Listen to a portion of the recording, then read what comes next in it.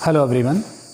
आज के इस लेक्चर में हम 9th क्लास का नेक्स्ट यूनिट शुरू करेंगे जिसका नाम है हमारे आसपास के पदार्थ शुद्ध हैं।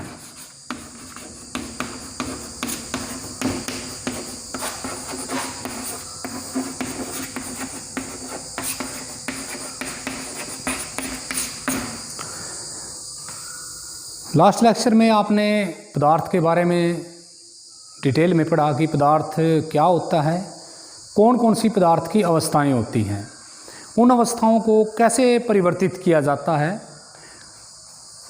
तो आपने देखा था कि जब हमने शुरुआत की थी कि पदार्थ को भौतिक रूप से और रासायनिक रूप से अलग अलग भागों में बांटा जा सकता है। भौतिक रूप की अगर बात करें तो इसी में हम जिक्र कर देते हैं भौतिक परिवर्तन का या भौतिक गुणों का,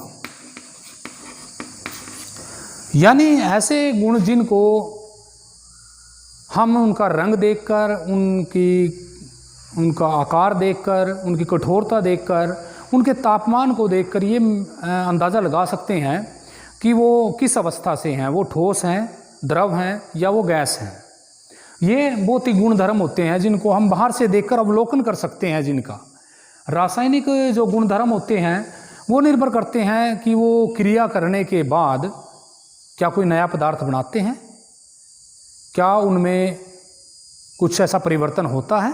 जैसे हम कागज़ को जला देते हैं तो जो कागज़ का गुण धर्म होता है वो अलग होता है, लेकिन जो उससे राख बनती है उसका जो गुण धर्म होता है वो अलग होता है, यानी नया पदार्थ बन जाता है। तो उनमें हम रासायनिक परिवर्तन कह देते हैं या रासायनिक गुण बोल देते हैं उनको, कि नया पदार्थ बन जाता है। भौतिक गुणों के आधार पे हमने पदार्थ को 3 हिस्सों में डिवाइड कर दिया था, 3 हिस्सों में बांट दिया था कि ठोस, द्रव और गैस। ऐसे ही हम अब जो पदार्थ के प्रकार हैं उनकी बात करेंगे कि रासायनिक परिवर्तनों को देखकर, रासायनिक गुणों को देखकर ये जो पदार्थ हैं ये कितने प्रकार के होते हैं। इनमें मुख्यतः दो प्रकार की बात करते हैं। एक शुद्ध पदार्थ और दूसरे मिश्रण। अभी शुरुआत की है कि हमारे आसपास के जो पदार्थ हैं वो शुद्ध हैं या नहीं है, उसके बारे में बात करनी है। तो ये रासायनिक गुणों के आधार पर इनको बांटा जाता है कि वो शुद्ध पदार्थ हैं, या फिर रासायनिक रूप से उनको बांट देंगे कि या तो पदार्थ हैं वो शुद्ध होंगे या वो मिश्रण होंगे। अब हम बाज़ार से, मार्केट से सामान खरीद के ले आए और लेबल लगा हुआ है कि ये 100% शुद्ध है। दूध ले आए, भाई शुद्ध दूध लेकर आ गए, घी ले आए, शुद्ध घी लेकर आ गए। तो क्या जो दूध है वो शुद्ध है? क्या जो घोल तैयार हुआ है, जो कोल्ड ड्रिंक लेकर आए हैं, जो नींबू पानी बनाया है, वो वैज्ञानिक रूप से शुद्ध है? विज्ञान कहता है कि शुद्ध वो होता है जिसमें और कुछ ना मिला हो, जिसमें सिर्फ एक प्रकार के तत्व मौजूद हों, एक प्रकार के कण मौजूद हों, वो शुद्ध पदार्थ होता है। तो दूध जिसके अंदर क्रीम भी है, जिसके अंदर पानी का भी मिश्रण है, तो वो कैसे शुद्ध है? वैज्ञानिक रूप देखा जाए तो उसको हम शुद्धता की श्रेणी में नहीं रखेंगे। वो किस रूप में आ जाएगा? वो मिश्रण के रूप में आ जाएगा। शुद्ध हम तत्व की बात कर लेते हैं कि शुद्ध है कि सोना है वो सोने का बना हुआ है, चांदी है वो चांदी के कणों के से मिलकर बनी हुई है। हम यौगिक की बात कर लेते हैं, हम ग्लूकोज की बात कर लेते हैं, या हम चीनी की शर्करा की बात कर लेते हैं कि उसके अंदर कार्बन, हाइड्रोजन और ऑक्सीजन तत्व तो हैं, लेकिन वो एक निश्चित अनुपात में है और उनका संगठन, उनकी जो रासायनिक प्रवृत्ति है वो सेम है। तो हम शुद्ध पदार्थ उन पदार्थों को कहेंगे जिसके अंदर जो तत्व हैं, जो कण हैं, उनकी रासायनिक प्रवृत्ति एक जैसी हो, समान हो। तो इसी कड़ी में हम रासायनिक रूप के आधार पर पदार्थ के अलग अलग जो प्रकार हैं उनके बारे में पढ़ेंगे कि शुद्ध पदार्थ हैं कौन से होते हैं, जो मिश्रण होता है वो कौन से होते हैं, और मिश्रण के जो विभिन्न प्रकार हैं, जैसे विलयन बन जाता है, निलंबन हो जाता है, कोलॉइड हो जाता है, उनको कैसे पहचाना जाता है और कौन कौन से उनके गुण होते हैं। तो इस कड़ी में हम शुरुआत करते हैं शुद्ध पदार्थ से कि कौन से शुद्ध पदार्थ होंगे। शुद्ध पदार्थों में सबसे पहले बात करते हैं तत्व की।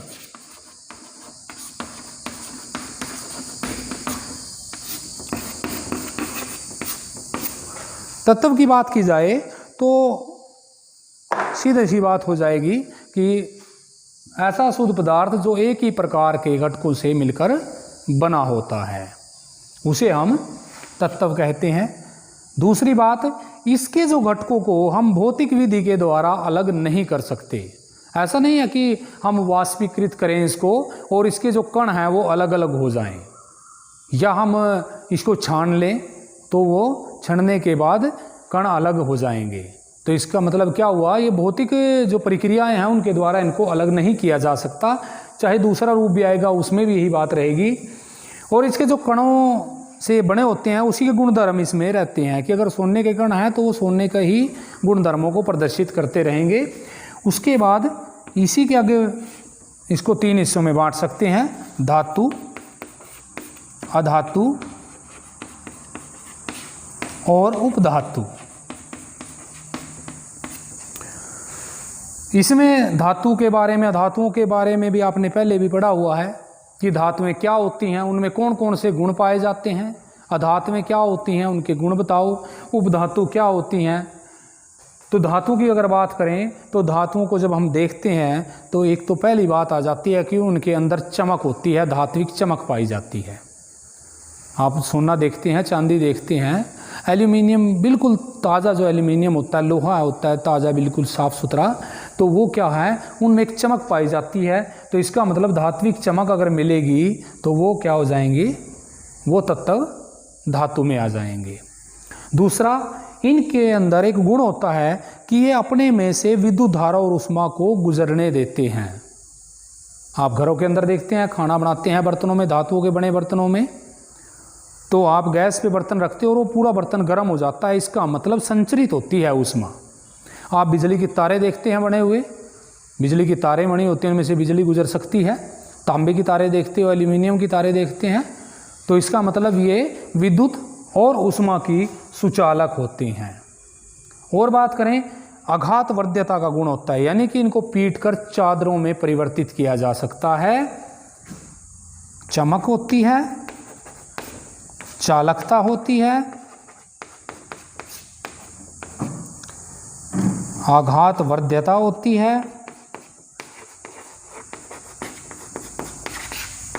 यानी चादरें बनाई जा सकती हैं। आप लोहे की चादरें बनी देखते हो।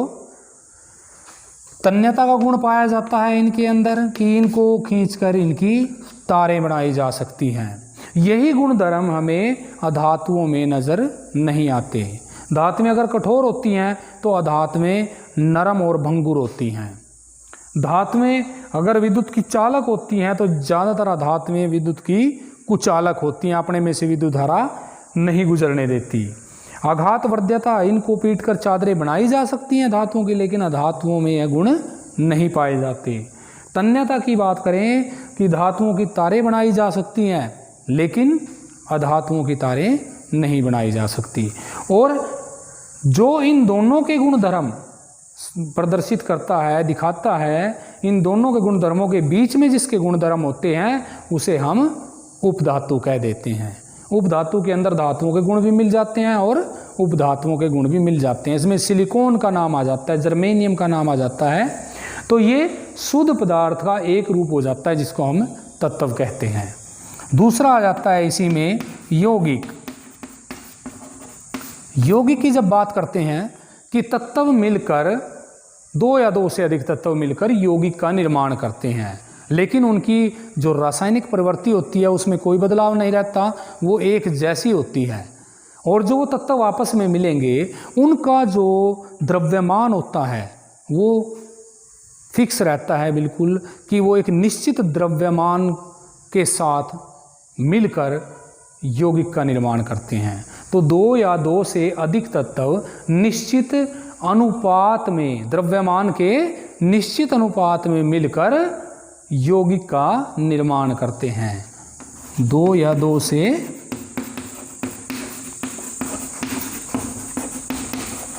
अधिक तत्व द्रव्यमान के निश्चित अनुपात में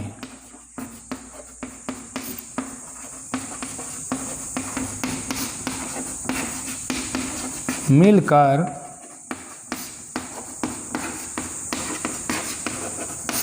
यौगिक बनाते हैं। तो दूसरे रूप में हम क्या कह सकते हैं कि कोई भी पदार्थ जो दो या दो से अधिक तत्वों के निश्चित अनुपात में द्रव्यमान के मिलकर बनते हैं उसे यौगिक कहते हैं। कोई भी पदार्थ दो या दो से अधिक तत्व के द्रव्यमान के निश्चित अनुपात में मिलने से बनते हैं उन्हें यौगिक कहते हैं। दूसरी, यौगिक भी क्या रहेगा? शुद्ध पदार्थ होता है। अगर हम बात करें जल की, H2O, ये फार्मूला होता है। आप इसको कहीं भी बनाएंगे, इसमें 2 ग्राम हाइड्रोजन का जो द्रव्यमान रहेगा और 16 जो रहेगा वो ऑक्सीजन का रहेगा। यानी कि जब भी जल बनेगा वो 1:8 में हाइड्रोजन और ऑक्सीजन के मिलने से ही बनेगा। जब भी कार्बन डाइऑक्साइड बनेगी वो 12 ग्राम कार्बन का होता है। आपने 9th क्लास में अच्छी तरह पढ़ा। इसमें पहले शुरुआत में 8th क्लास में भी या लोअर क्लासेस में भी एक दो जगह आता है कुछ कि परमाणुओं के द्रव्यमान, या फिर आप 9th क्लास में ही इसको परमाणु की संरचना और परमाणु और अणु वाले पाठ में पढ़ोगे कि विभिन्न तत्वों के परमाणु द्रव्यमान कौन कौन से होते हैं। तो कार्बन का 12 है और ऑक्सीजन का 16 होता है, तो 2 का कितना हो जाएगा? 32। तो इसका मतलब क्या हुआ? 3:8 के अनुपात में द्रव्यमान के अनुसार अगर कार्बन और ऑक्सीजन मिलेगी तो कार्बन डाइऑक्साइड बन जाएगी। तो इस तरह यौगिकों का निर्माण होता है और यौगिक जो होंगे वो शुद्ध पदार्थ के रूप में होंगे। दूसरी बात इसमें आएगी कि जो यौगिक होगा उसके जो गुणधर्म होंगे उसके जिन तत्वों से मिलकर बने होते हैं उनसे अलग होंगे। हाइड्रोजन का काम अलग है, ऑक्सीजन का काम अलग है और जल का काम अलग होता है। यानी कि जल के गुण अलग होंगे हाइड्रोजन और ऑक्सीजन से। लेकिन ये नहीं कह सकते कि इनको हम भौतिक परिवर्तन विधि द्वारा अलग अलग कर लेंगे। जो भौतिक विधियां हैं, वाष्पीकरण है या छानना वगैरह विधियां हैं, उनसे इनको अलग करना अलग नहीं किया जा सकता। तो ये शुद्ध पदार्थ के 2 रूप आ जाएंगे, तत्व और यौगिक। उसके बाद बात करते हैं इसी में कि मिश्रण जो है वो क्या होता है। फिर मिश्रण जो रहेगा वो रासायनिक रूप का ही प्रकार है पदार्थ के।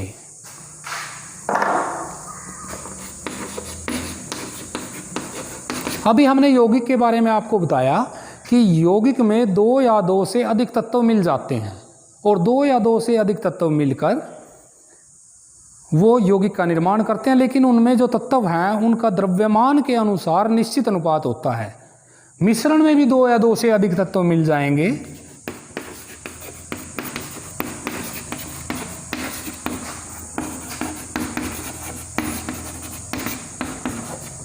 अधिक तत्व मिलकर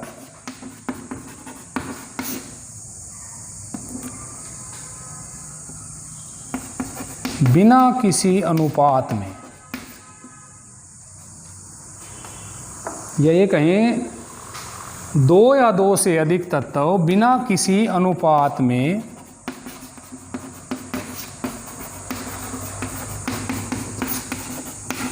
मिलकर मिश्रण का निर्माण करते हैं। यानी पदार्थ का वह रूप या वह पदार्थ जो 2 या 2 से अधिक पदार्थों के बिना किसी निश्चित अनुपात में मिलने से बनता है। निश्चित अनुपात नहीं होगा तब जो बनेगा उसे मिश्रण कहते हैं। हमने यौगिक में कहा था आपको कि निश्चित अनुपात होगा। अब हमने यहाँ जल में मिक्स कर दिया नमक और साथ में चीनी मिक्स कर दी, तो जल में थोड़ा नमक डाल दिया, थोड़ी चीनी डाल दी, तब भी मिश्रण बन जाएगा। थोड़ा ज़्यादा डाल दिया तब भी मिश्रण बन जाएगा। इसका मतलब निश्चित अनुपात नहीं है, वो तब तक गुड़ते रहेंगे जब तक कि गुड़ना, उसमें मिक्स होना वो बंद ना हो जाए। तो ऐसे हम पदार्थ को क्या बोल देंगे? मिश्रण बोल देंगे, जिसमें कोई निश्चित अनुपात नहीं होता घटकों के अंदर। इसी की कड़ी में अगली बात आ जाएगी कि इसके जो गुणधर्म, तत्वों के जो गुणधर्म होते हैं जिनसे ये बना होता है, घटकों के जो गुणधर्म होंगे वही मिश्रण के गुणधर्म होंगे। अगर हम सिर्फ जल और नमक को मिला रहे हैं तो वो जल जैसा ही रहेगा, लेकिन साथ में नमकीन हो जाएगा। लेकिन अगर हम जल में नमक और चीनी को, तीनों को मिला रहे हैं, तो जो मिश्रण तैयार होगा, जो घोल तैयार होगा, जो विलयन तैयार होगा, उसमें इन तीनों के गुणधर्म रहेंगे। तो जैसे गुणधर्म घटकों के होंगे जिनसे वो मिलकर बना हुआ है, ये घटक हैं सारे, वैसे ही गुणधर्म किसके हो जाएंगे? मिश्रण के हो जाएंगे। और इन अवयवों को, इन घटकों को जो भौतिक विधियां हैं उनके द्वारा अलग किया जा सकता है। आप देखते हो कि समुद्र के जल से नमक को वाष्पीकरण विधि द्वारा अलग किया जाता है। तो वाष्पीकरण क्या है? वाष्पीकरण जो विधि है वो भौतिक विधि है। उसके द्वारा हम उस मिश्रण में से उसके घटकों, नमक को अलग कर सकते हैं। तो ये यौगिक में, या ये बोले शुद्ध पदार्थ में और मिश्रण में अंतर भी आ जाएगा। कि आपको कहा जाए कि मिश्रण और यौगिक में अंतर लिखो, तो क्या अंतर लिख सकते हैं हम? अभी जो बताया है वही अंतर के रूप में लिखा जा सकता है। ये में मुख्य प्रश्न आ जाता है इस पाठ में, ये भी यौगिक और मिश्रण में अंतर लिखो। तो नंबर 1 बात तो यही आ जाती है जो हमने पढ़ा है कि 2 या 2 से अधिक तत्व द्रव्यमान के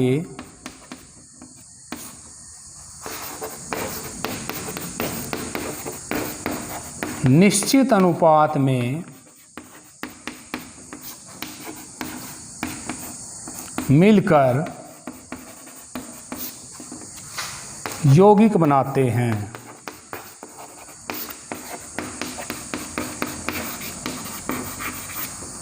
इसमें हम लिख सकते हैं, मिश्रण में अभी पढ़ा है कि इसमें निश्चित अनुपात में नहीं मिलते। 2 या 2 से अधिक तत्व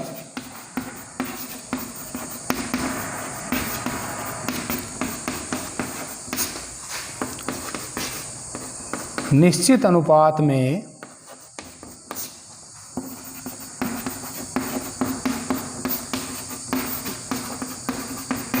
नहीं मिलते। दूसरी बात, यौगिक के गुण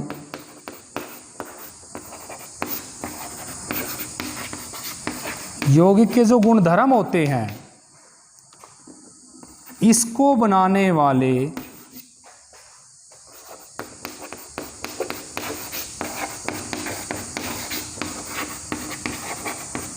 घटकों से अलग होते हैं। तो जो यौगिक बनता है वो जिन तत्वों से मिलकर बना होता है, उन तत्वों से इसके गुणधर्म अलग होते हैं। मिश्रण की बात करें, इसमें घटकों के ही गुणधर्म होते हैं, घटकों से अलग गुणधर्म नहीं होते। तीसरे पॉइंट की अगर बात करें, आपने देखा कि भौतिक विधि द्वारा इसके घटकों को अलग नहीं कर सकते। भौतिक विधि द्वारा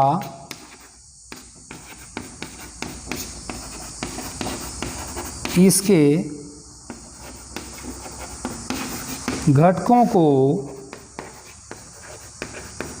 अलग नहीं किया जा सकता।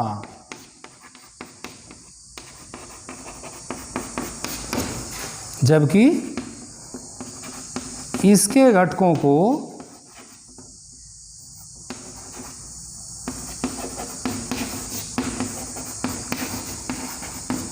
भौतिक विधि द्वारा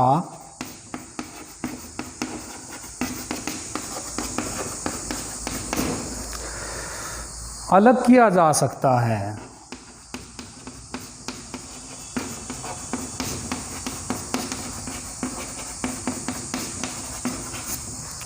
तो ये देखा आपने कि इसमें जो तत्व मिलते हैं, जो घटक मिलते हैं, वो निश्चित अनुपात में मिलते हैं। दूसरा, जो तत्वों के या घटकों के गुणधर्म होते हैं वो ही यौगिक के गुणधर्म होते हैं। तीसरा, जो भौतिक विधियां हैं, जैसे वाष्पीकरण हो गई या फिर छानना विधि हो गई या फटकना विधि हो गई, उससे इनको अलग नहीं किया जा सकता। जबकि मिश्रण में इससे उलट जो गुण होंगे वो आ जाएंगे कि जो तत्व तो मिलेंगे, घटक तो मिलेंगे 2 या 2 से अधिक, लेकिन उनमें जो अनुपात है द्रव्यमान का वो निश्चित नहीं होगा, वो कम ज़्यादा किया जा सकता है। और जो इसके घटकों के गुणधर्म होते हैं वही गुणधर्म हमें मिश्रण में वैसे ही मिलेंगे। तीसरा, जो घटक हैं इनको भौतिक विधि के द्वारा अलग किया जा सकता है। और इसमें आप उदाहरण दे सकते हो यौगिक के अंदर, जैसे आप उदाहरण दोगे, जल का उदाहरण आप दे सकते हो, कार्बन डाइऑक्साइड का उदाहरण आप दे सकते हो, ग्लूकोज का उदाहरण आप दे सकते हो। तो ये सारे यौगिक हो जाएंगे। मिश्रण में आप उदाहरण दे सकते हो, अभी हमने बनाया था नमक और पानी का घोल,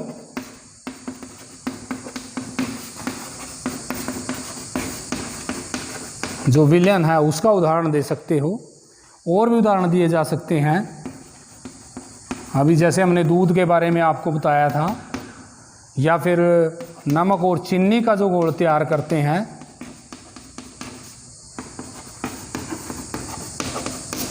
आप एयर का इसका उदाहरण दे सकते हो, हवा का, कि वायु जो होती है वो भी एक मिश्रण है। स्मोक जो होता है, धुआं, वो भी एक मिश्रण है, क्योंकि इसमें घटक जो है वेरी करते हैं, अलग अलग होते हैं। अगले लेक्चर में हम मिश्रण के बारे में ही डिस्कशन करेंगे, मिश्रण के बारे में ही पढ़ेंगे कि मिश्रण होता क्या है। फिर आपने पढ़ लिया है वैसे कि मिश्रण क्या होता है, लेकिन मिश्रण के आगे प्रकार कौन कौन से होते हैं, और जो विलयन होता है, निलंबन होता है, कोलाइड होता है, वो क्या पहचान होती है, उनके क्या गुणधर्म होते हैं, कैसे उनको पहचाना जाता है, कौन से उनके इसमें कैटेगरी में या इस विलयन में, निलंबन में, कोलाइड में उदाहरण आ जाते हैं। तो आपने जो वीडियो में देखा है, इसी में से आप बड़े आराम से अपनी कॉपी में अपने नोट्स प्रिपेयर कर सकते हैं, बना सकते हैं, उनको याद कर सकते हो। तो आपने अपना जो काम है वो अच्छी तरह फेयर कॉपी में ये कर लेना है यहाँ से।